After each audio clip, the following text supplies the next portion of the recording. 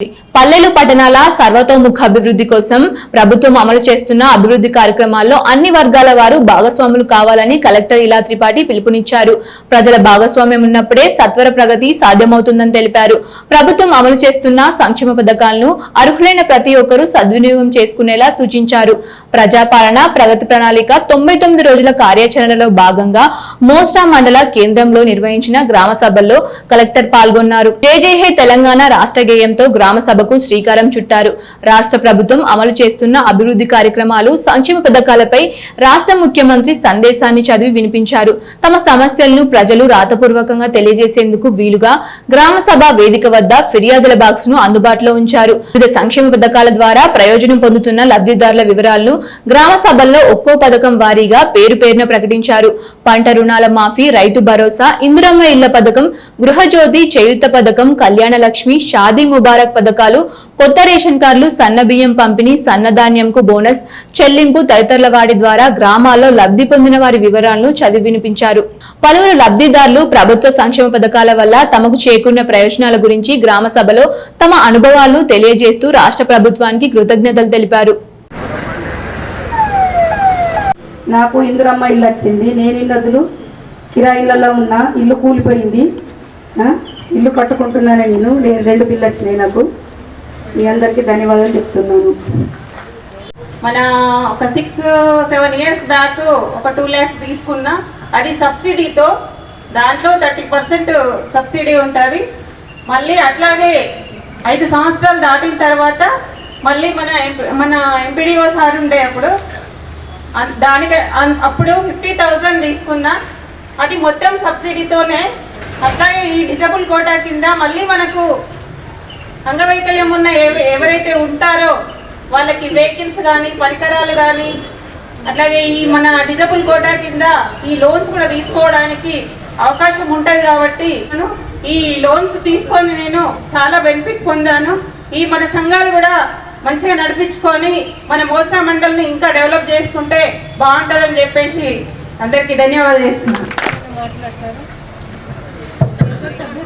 అందరికీ నమస్కారాలు. 6 గ్రామ సంఘాలు ఉన్నాయి. మొత్తం 151 సంఘాలు ఉన్నాయి. 1523 మంది సభ్యులు ఉన్నారు మేడం. నిరంతరంగా వారు ఒక ప్రత్యేక చొరవ తీసుకొని ఇస్తూ ఉంటారు. కానీ మీరు దానికి రీపేమెంట్ చేయకపోతే రేపు ఏదైనా అదనంగా వడ్డీ లేదా రుణాలు ఇవ్వాలైనా ప్రయోగాలు చేస్తే అది వైఫల్యమైంది. కాబట్టి మీ చేతిలో లిక్విడిటీ అంటే క్యాష్ మీ సంఘాల దగ్గర ఉండకపోవచ్చు, పర్వాలేదు. బట్ కనీసం నెక్స్ట్ 6 months మాకు ఫైనాన్షియల్ ఇయర్లో 2 విడత చాలా చాలా ముఖ్యమైనవి. మీరు ఫస్ట్ విడతలో ఇవ్వకపోయినా పర్వాలేదు, మేము ఏదో ఒక విధంగా బ్యాంకు వాళ్ళకి సంజాయించి నడుపుతాము. బట్ మీరు సెకండ్ విడతలు కూడా ఇవ్వకపోతే మళ్ళీ మీకు అర్హత ఉండదు. వెళ్ళాము.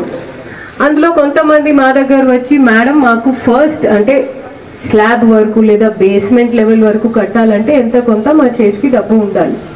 మీరు కూలిపోతారు ఒకవేళ మీరు సరైన సమయంలో రీపేమెంట్ చేయకపోతే. అంటే వెంటనే చేయండి అనేది మేము ఎప్పుడూ మీ మీద ఒత్తిడి పెట్టము అండ్ ఎవరు కూడా పెట్టకూడదు. అది శాఖ తరఫున కావచ్చు, కలెక్టరేట్ తరఫున కావచ్చు. కానీ అప్పుడు మెల్లగా మీరు చిన్న షాప్ పెట్టారా, చిన్న రైస్ మిల్, ఫ్లవర్ మిల్, ఏదైతే మీరు ఏం పెట్టారో అది నడవనియండి. కానీ అప్పుడు మీకు ఆదాయం వస్తూ ఉంటుంది కదా. సో దయచేసి రీపేమెంట్ మీద కూడా ఫోకస్ చేయండి. అది ఒకటే. సో చాలా చాలా సంతోషం. కానీ ఇలాంటివి కొత్త మీకు విసులుబాటు కల్పించాలంటే మీరు అప్పుడు రీపేమెంట్ చేస్తూ ఉన్నారు. ఓకే.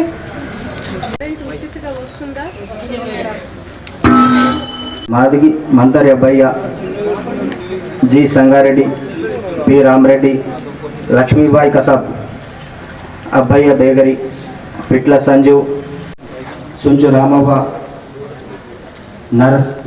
శుద్ధితో పని చేస్తుంది అనేది దానికి ఇది ఒక సాక్ష్యంగా ఈ మీటింగ్ మనం పెడతా ఉన్నాము. ఎందుకంటే ఇందాక మీరు లబ్ధిదారు జాబితా విని ఉన్నారు. వీళ్ళందరూ మీ ఊరు వాళ్ళే కదా. మేము ఏదైనా దాచుకొని కలెక్టర్ రూమ్లో, ఎంపీడీఓ గారి గదిలో మేము ఎలాంటివి జాబితా తయారు చేయము. ఎందుకంటే ప్రజల కోసం, సంక్షేమం కోసం, గ్రామ అభివృద్ధి కోసం చేపట్టిన పథకాలు ఒకవేళ చివరి వరకు బహుపేదలకి చేరుకోకపోతే మేము ఎంత మంచి పని చేసినా దాని ఫలితాలు రావు. సో ఈ కార్యక్రమంతో మీ అందరితో మేము కోరేది ఏంటంటే, కొంతమంది ఇంద్రమ్మ ఇల్లు లబ్ధిదార్ ఇంకా ఆశావాళ్ళు ఉండవచ్చు, ఉండకపోవచ్చు మీ గ్రామాల్లో.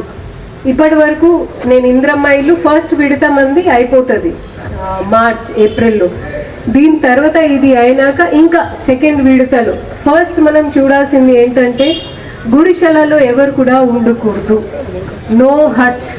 మన మొసరా మండలంలో కావచ్చు, నిజామాబాద్ జిల్లాలో కావచ్చు, గుడిశిలాల్లో ఉన్న వాళ్ళు ఎవ్వరు కూడా ఉండవద్దు. వాళ్ళకి మన రాష్ట్ర ప్రభుత్వం హౌసింగ్ శాఖ ఆధ్వర్యంలో తప్పకుండా పక్కా ఇల్లు నిర్మాణం చేయాలి అనేది రాష్ట్ర ప్రభుత్వంది ఒక మంచి ఉద్దేశం. సో దీంట్లో మీ అందరి సహకారం మాకు ఎక్కడ కావాలి? ఏవైతే మేము బెనిఫిషరీ లబ్ధిదారు జాబితా తయారు చేస్తాము, మళ్ళీ మీ ముందు మేము చెప్తాం. దీంట్లో కొన్ని ఒక 1-2% అవకతాలు కావచ్చు. మేము దేవుడు కాదు కదా ఇంకా ఇప్పటి వరకు. దయచేసి మా దృష్టికి తీసుకోనండి. మీ ఆవేశం మాకు వద్దు, మీ ఓపిక మాకు అవసరం. మీరు ప్రశాంతంగా వచ్చి, మీకు ఇప్పుడు సర్పంచ్ గారు కూడా ఉన్నారు, అందుబాటులో ఉంటారు, కార్యదర్శి గారు ఉన్నారు, ఎంపీడీఓ సార్ ఉన్నారు, వారి దృష్టికి తీసుకోనండి. అదేవిధంగా మన రుణమాఫీ విషయంలో కూడా మీ అందరికీ ఒక సాంకేతిక విషయం చెప్తా, ఎందుకంటే రైతుల సోదరులు కూడా ఉన్నారు. ఇప్పుడు అన్న తమ్ములు ఉన్నారు అనుకోండి, అండ్ పెద్ద మనిషి పేరు మీద భూమి ఉంది. పెద్ద మనిషి పేరు మీద ఉన్న భూమికే రుణమాఫీ జరుగుతుంది 2 లక్షల వరకే. మళ్ళీ అన్న తమ్ముల మధ్యలో గొడవ ఉంటే అది మీ వ్యక్తిగత విషయాలు. కానీ ఆ తండ్రి పేరు మీద ఉన్న భూమికి తప్పకుండా రుణమాఫీ అయింది. మీ ముందే ఆ జాబితా కూడా చెప్పాము. సో ఈ కార్యక్రమం మేము ఎందుకు పెడుతున్నామంటే, గ్రామాల్లో అభివృద్ధి పనులు జరుగుతూ ఉన్నాయి, దీంట్లో మీ భాగస్వామ్యం అండ్ రాష్ట్ర ప్రభుత్వం చిత్తశుద్ధి దీనికి ఒక పునాది వేస్తుంది. ఇంకా బెనిఫిషియరీ ఇంకా అభివృద్ధి కార్యక్రమం మొదలు చేస్తూ ఉన్నాము. దీంట్లో భాగంగా మన ఎడ్యుకేషన్ డిపార్ట్మెంట్ ఆధ్వర్యంలో పిల్లల కోసం, అంటే రైట్ ఫ్రమ్ అంగన్వాడీ నుంచి ఇంటర్ వరకు పిల్లలకి బ్రేక్ఫాస్ట్ కూడా మనం ఇది నెక్స్ట్ ఎడ్యుకేషన్ సెషన్ నుంచి మొదలు చేస్తూ ఉన్నాము. అందులో పాలు, రాగి జావలు ఇవి అన్నీ కూడా అందుబాటులో ఉంటుంది. అదేవిధంగా మనకి ఇంకొక రకం బీమా, ఇంద్రమ్మ బీమా కూడా మనకి ఈ ఆర్థిక సంవత్సరం నుంచి మొదలవుతుంది. దీంట్లో కావాల్సిన అర్హులు లిస్ట్ కూడా మేము వికేంద్రీకరణ మోడల్తోనే, మళ్ళీ చెప్తున్నానండి, ఇది ఫీల్డ్ నుంచి పై స్థాయి వరకు మేము లబ్ధిదారు జాబితా తయారు చేస్తాము. అందులో ఎవరిది ఎలాంటివి జోక్యం ఉండదు. మేము ఒకవేళ చిత్తశుద్ధితో రాష్ట్ర ప్రభుత్వం ఒకవేళ వాళ్ళకి క్లారిటీ లేకపోతే మేము గ్రామాల్లో అడుగు పెట్టడానికి ధైర్యం చేసే వాళ్ళం కాదు.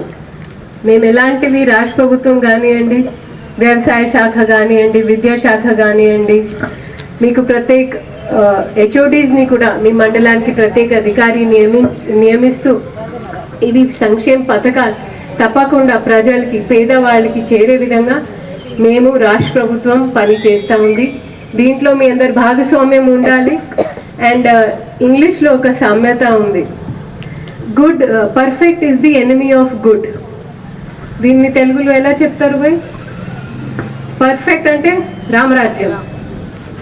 అంటే రామరాజ్యం చేరుకోవాలి అంటే ఫస్ట్ మంచి పని చేస్తూ ఉండాలి. సో ఇప్పుడు మంచి జరుగుతుంది, రామరాజ్యం వస్తుంది, ఏదో ఒక రోజు వచ్చేస్తుంది. సో ఈ మంచి చేసే క్రమంలో దయచేసి మీ అందరు కూడా పాల్గొనాలి. మీ భాగస్వామ్యం మాకు చాలా చాలా అవసరం. ఇంకా సర్పంచ్ గారితో, ఇక్కడ ఉన్న వార్డు సభ్యురాలతో, ప్రజాప్రతినిధులతో కూడా నా ఒక రిక్వెస్ట్, ఇప్పుడు మీరు కూడా మీ గ్రామ పరిధిలో ఉన్న స్కూల్స్ కానివ్వండి, అంగన్వాడీ బిల్డింగ్లు కానివ్వండి, అప్పుడప్పుడు విజిట్ చేస్తూ ఉండండి. అక్కడ కావాల్సిన చిన్న చిన్న మౌలిక విసులుబాటు మీ గ్రామ పంచాయతీ నిధులతో కానివ్వండి, అత్యవసరం ఉంటే మా దృష్టికి తీసుకొని రండి. మేము తప్పకుండా ఆ శాఖ హెచ్ఓడి తర్వాత డిస్ట్రిక్ట్ ఆఫీసర్స్ని తప్పకుండా ఆ పనిలో పెడతాము. బట్ మనకి పిల్లలు మోస్ట్ ఇంపార్టెంట్, అంతే కదా? తల్లులు ఉన్నారు ఇక్కడ, పిల్లలంటే మన భావి తరాలు. ఇప్పుడు మనం ఇది అంతా కష్టపడేది దేనికోసం? పిల్లల కోసం, కోడల కోసం కాదు కదా మేము. సో దీంట్లో వైద్య విద్య చాలా చాలా ముఖ్యమైనవి. ఇప్పుడు మీకు ఒక పిహెచ్సి కూడా ఉంది మొసరాలో. సో అక్కడ కూడా అది 12 RPHC అండి, 12 గంట. దయచేసి మహిళలతో కూడా నేను ప్రత్యేకంగా రిక్వెస్ట్ చేసేది ఏంటంటే, గర్భిణీ మహిళలు కావచ్చు, గర్భధారణ చేసిన తర్వాత కావచ్చు, మన ప్రాంతంలో ప్రత్యేకంగా రక్తహీనత బాగుంది. మనం ఇవి అన్ని తింటూ ఉండాలి. ఇవి అని ఎవరు చెప్తారు? కలెక్టర్ ప్రతిరోజు రాలేడు, అండ్ కలెక్టర్ ఏమీ డాక్టరీ చదవలేదు.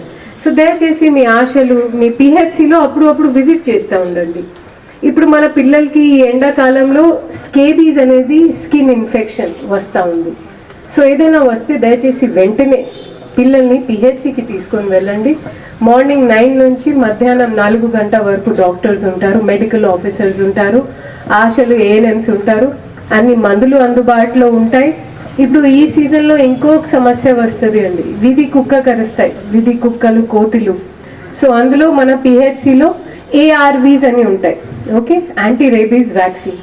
ఒకవేళ యూనో ఏదైనా తప్పని పరిస్థితిలో బాగా కరిసింది అంటే మన ఏరియా హాస్పిటల్ ఉంది, అక్కడ ఇమ్యూనోగ్లోబిన్స్ ఇవ్వాలి. బట్ దయచేసి మీరు మీ ఆరోగ్యాన్ని, మీ పిల్లలు, మీ ఫ్యామిలీ ఆరోగ్యాన్ని పక్కన పెట్టి ఏది చేయకండి. మనిషి బతికితేనే కదా ఇంద్రమ్మ ఇల్లు, వార్డు సంక్షేమం చూడండి, మీ ఆరోగ్యం చూడండి, మీ పిల్లలు విద్య వైద్య చూడండి. అండ్ చూడండి ఒకసారి, రండి రండి అమ్మ. మరి కలెక్టర్ వస్తున్నారు అన్నప్పటికీ కూడా సరే ఓకే. ఇప్పుడు ఎంతవరకు అయింది? పేమెంట్ ఎంత అయింది? పేమెంట్ అమ్మా ఇది లైన్ వాటర్ అంటే ఇది మీరు నింపితే ఎప్పుడో చలి ఉంటుంది అని మీరు బాగా తాగాలి వాటర్ ఎండాకాలం. Okay okay, thank you so much.